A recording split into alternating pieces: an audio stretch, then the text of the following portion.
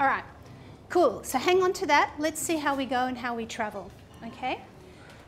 Before we move on as well, I wanted to explain NLP stands for Neuro-Linguistic Programming.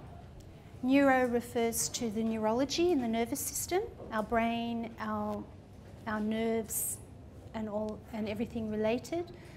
Linguistic obviously refers to language, how we use our language, and it also refers to non-verbal language, verbal and non-verbal language.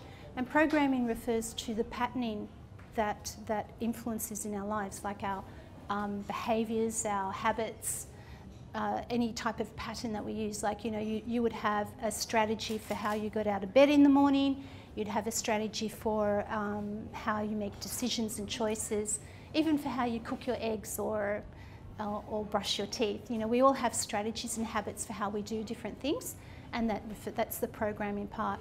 And so NLP helps us understand how we actually create our reality through the combination of all those different things. Do you mean heuristics? Sorry? Do you mean heuristics? Heuristics? Yes, the short codes that we take, or is that not quite the same? Well, it's very specific. It is. That and more. So yes, absolutely. The short, Joanne? Yes. Joanne said, is it the shortcuts that we take in life? And certainly they do become shortcuts. When we first learn something, we go through a stage where it might be confusing and we don't know what's going on. You know, I don't know if you remember what it was like learning to drive. Does everybody drive here?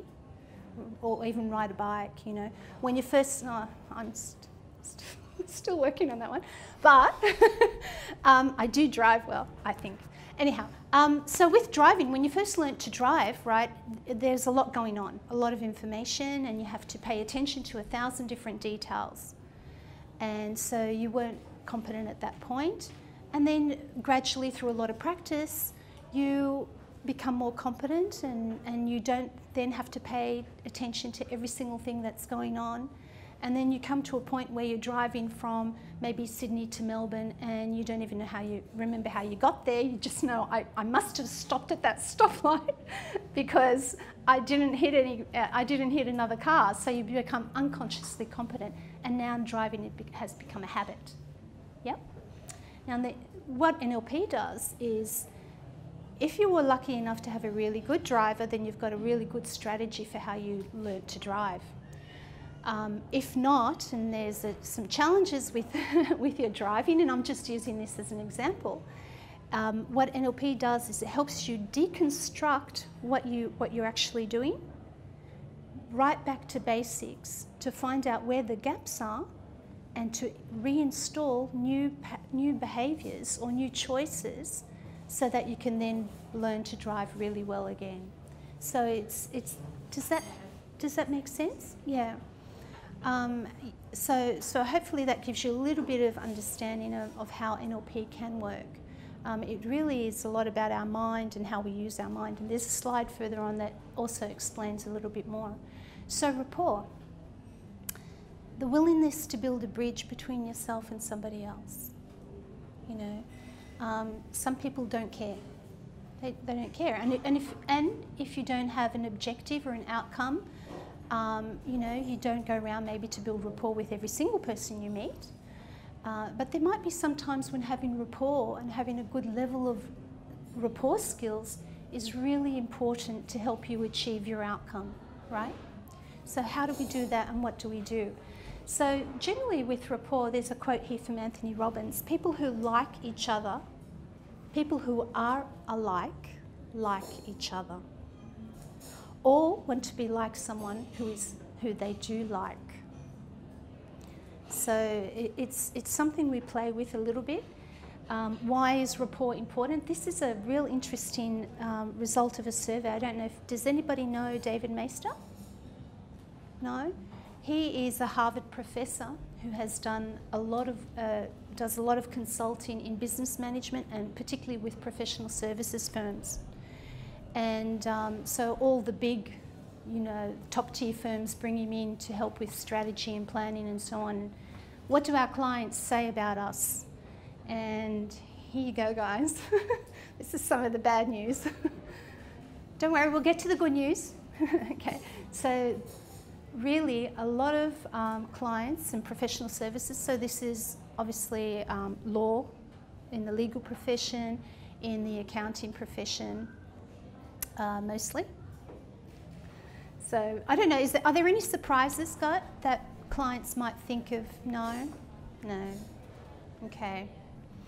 So generally, I guess if you look at this, a lot of that is that clients feel disconnected from the professionals who serve them, from people who have really a very critical role, you know, lawyers, doctors, accountants. There's a very critical role that you play in somebody's life, in somebody's business, and for them to feel disconnected, there's something there that really we need to have a good look at.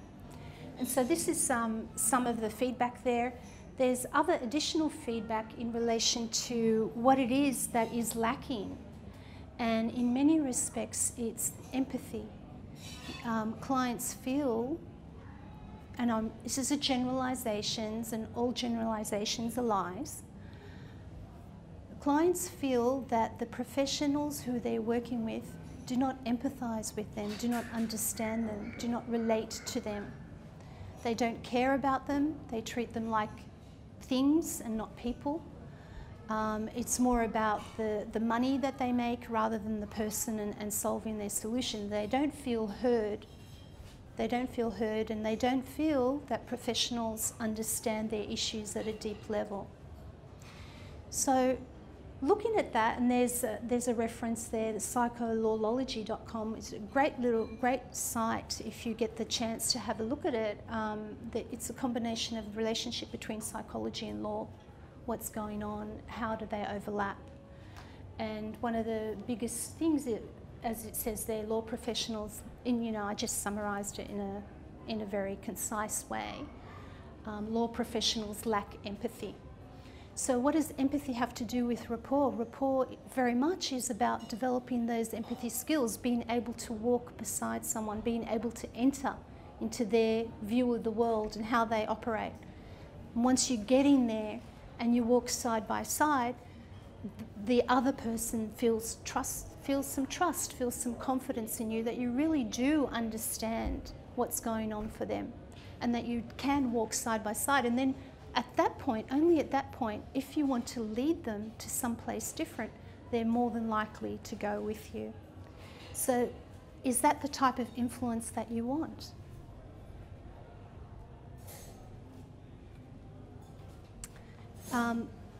This ability, emotional intelligence, that's another model that's up there. Some people may be familiar with that. Developed mostly, Daniel Goleman is very well known for the emotional intelligence model. And this model is fundamental to a lot of leadership programs, and it's a lot about understanding emotions, how you use them. Do you understand your own emotions? Are you in touch with your own feelings about things? Are you in touch? Do you perceive emotional reactions in others? Do you, are you sensitive to that? How do you manage your emotions? How do you use those? So emotional intelligence is correlated with leadership from the point of view of the better you are at it, the better you are as a leader. Again, even in this model, it starts with the self. How well do I know myself? How well am I in touch with my own emotions? So this is just another model to have a look at and have a look at why. So rapport, really important. Technical skills get you so far. I don't think anybody in this room is in this room if they weren't good at what they do. You wouldn't have a job. In many respects, you've got to be good at what you do. You've spent a lot of time and a lot of energy and a lot of money investing in yourself from a professional point of view to develop the skills you have. So you've got great technical skills without a doubt.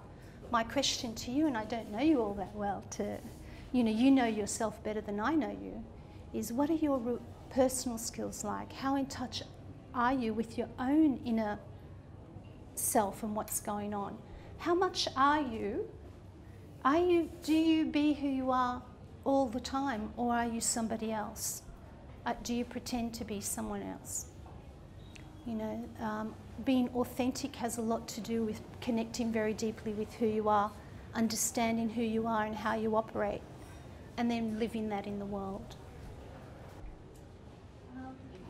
Okay, we're going to continue a little, we're going to move on, and I'll be layering some more information in for you. It's very important for me to know how you're going. So if anybody needs anything, you know, you need to check in, please let me know, you know, as in speak up, thumbs down. It's very much, it's more about you than it is about me. So, so we talked a little bit about why rapport is important, you know, as you know, I'm sure you guys already have a real good idea of that. And then the critical aspect was about knowing yourself. You know, this is a part of a leadership series program, and leadership always starts within. You know, people are going to look at you and they think, oh, you know, if you're not genuine, if you're not authentic, the chances of you being able to influence them in a way that, you know, you want are just really reduced. So how do we lead ourselves? How do we know, how well do we know ourselves? You know, that questionnaire you filled in before, maybe with some things in there got you thinking. We're going to do a little bit more thinking and a little bit more understanding about what it is to understand how we operate and move through the world. So this, guys, is called the NLP communication model, and it's taken, this diagram is one from one of my manuals in one program that I run, and I'm not going to go into the detail of it, so at the back you guys probably can't see the small, don't worry about it. I'm just going to go high level overview, because what it does is it gives you a really good understanding, hopefully in a simple way, of how we actually process, how human beings process information, how you do it, how everybody, and critically how everybody around you does it as well. So in effect, you have things happening in the outside world, everything around us, everything outside your body happening around you in the external environment.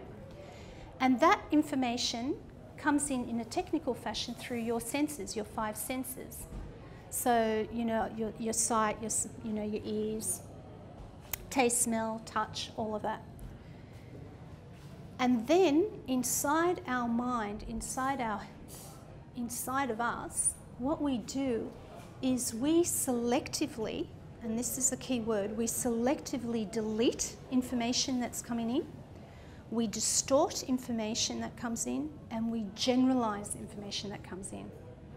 So out here, research has shown what comes in, what we're bombarded with, is something like 2 million bits of information per second, which is an enormous amount of data.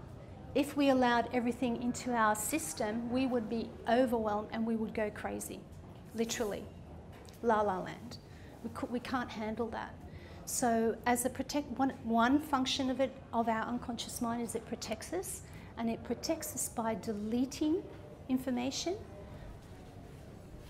We distort information that comes in and we generalize it, and we have filters inside our mind that does that. So a filter might be a belief system I have. So I might believe, for example, that I didn't get that promotion because I'm not good enough. That's a belief, right? A belief someone has, I'm not good enough. And based on that belief that is going on inside of us, that we actually experience the world that way.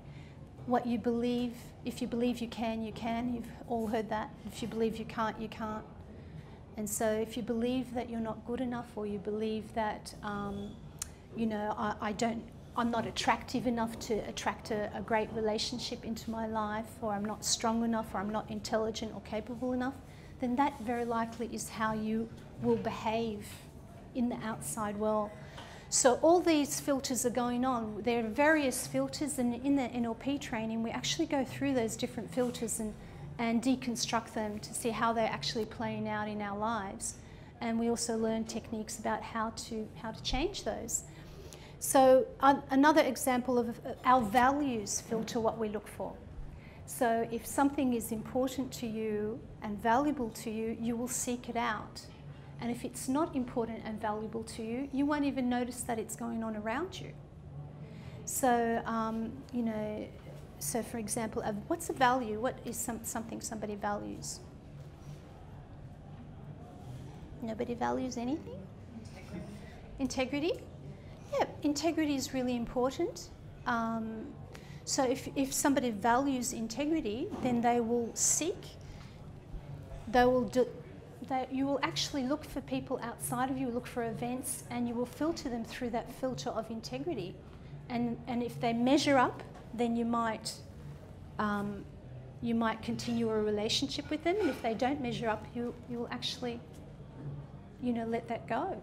So, but it actually filters what you look for. Another example, I used this the other night in one of my group sessions. When you want to buy a car, you know, you want to buy a nice red car, and you go out there and you pick your car and get a very nice red car. And I've got a Toyota RAV4, which I love, but it's white. Anyway, let's go the white car. Okay, so we go the white car. So I look for a white car, look for a RAV4, love the Toyota, love the RAV4.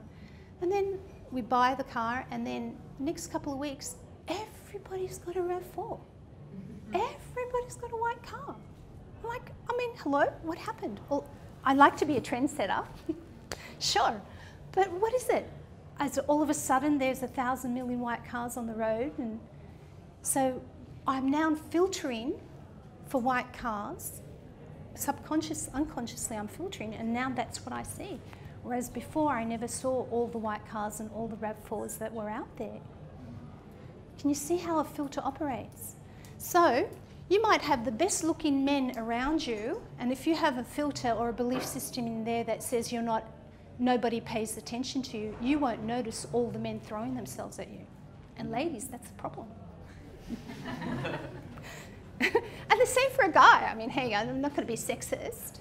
So guys, if you don't believe that you're capable and smart and intelligent and act that way, and if you believe you're not attractive, who's going to love me, I'm just a dorky lawyer, you know, then you won't see all the ladies throwing themselves at you. You just won't. It's just from a neuroscience point of view, it's just how our neurology works. So this is critical information from the point of view of, oh my gosh, if I have this pattern running, how can I change it? Yeah? So, the best is yet to come. Hang on to your pants, right? So, we've got all this stuff going on inside of us, all this filtering, right? And then, as a result of all that filtering, we have our thinking that goes on, thoughts made up of our images and sights and sounds. That puts us in a certain mood and a certain state, a certain feeling, which impacts how I hold my body. And all of that impacts the behaviour that you see in the world. So I'm going into a job interview. I've got thoughts going through my mind like, oh my God, I'm not good enough, or oh, I hope they like me, or did I put on the right suit, and oh my God, you know. And then you go in and all these, maybe we might call them negative thoughts, might be going through your mind. You go into a job interview, and consequently, how are you feeling? Not very confident, maybe. Yeah? How does that impact how you behave in the interview? Has anybody stuffed up an interview? Yeah, you know, and you think, oh gosh, I knew the answers to those questions, I just couldn't get to them and answer, you know. And so how you behave in the interview isn't maybe your optimum, you know. So again, understanding all what goes on in here and understanding how it influences our behaviour is really, really important. And we can learn to change all those things.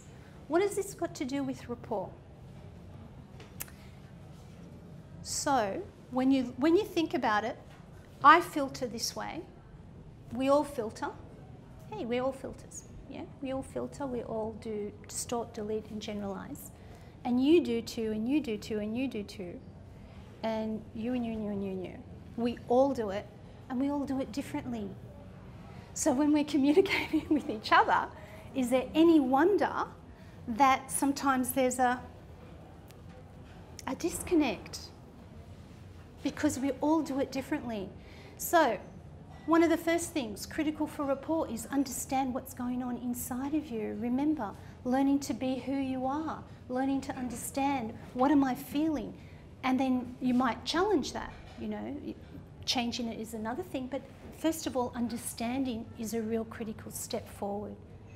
I do this, you do this. Consequently, when I filter in my particular way, I develop a map of the world in my mind for how I move through the world. In my map, like any good map, there's rules and there's regulations. You turn right here, you turn left here, you go down the street, you know, 2 kilometres this way, and then you turn this way and that way. My map tells me how to operate in the world.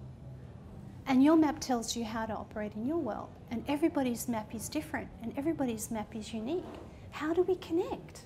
For goodness sake, the first time I heard this, I thought, oh my God, I was sort of overwhelmed, because I thought the chances of actually communicating the same message to the person and them getting what you mean, it's just a miracle that that happens. In many, Commonalities like etiquette, and that's we do. a benchmark. Absolutely. So we develop common rules. So culture has rules and regulations about how to operate and how to behave and so on. The law profession is brilliant for that. You know, when you go into a court and when you exit the court, you know, there's rules and about what to do and what not to do, and they're common and they're known. But then you interact with people from maybe a different culture. What happens to your rules then? You know? Or within your family, you know, same culture, but within your family. Have you, you know, you've got people in your, gosh, my uncle's so weird, I just don't get why he's doing that, you know, like, you know, has anybody had that sort of experience where there's something like, what's going on? Yeah, you know. So how do we connect? How do we relate? So keeping this in mind, learning about yourself, we filter. Learning about other people, they filter. We all have different models of the world. So it means we all have different models. We need to respect our model. Not one model is correct. Nobody's got the right one. Because, I'll just go back very quickly, because there's 2 million bits of things out here and we only take in, let's say, 1% of that, and that 99% we've deleted. So my map is just my map. You know, I've actually ignored the other 99% that I haven't registered. So no one person's map is the actual real map. It's like, would the real Tony Abbott please stand up? So that means that integrity is a personal thing. Very much. It all depends on a person's model of the world. You know, what integrity means to Joanne would be different to Aaron, would be different to Georgia, would be different to Richard, would be different to Stephanie, you know, to Louise. Our viewpoint on all of that is really unique. So don't assume, maybe. Check in is a real good thing to do. It's like, and particularly in law, when you're talking with a client about something really important, are you really talking about the same thing? You know, or even with your spouse or partner or children, you know, when you say to when you say to your daughter, I want you to clean your room, right? And they go, and then you walk in and they've just moved the pile of clothes from here and they've just put it on the chair there, and you told me to clean my room. It's like, you know, so how do we work with that? You know, are we ever talking about the same thing?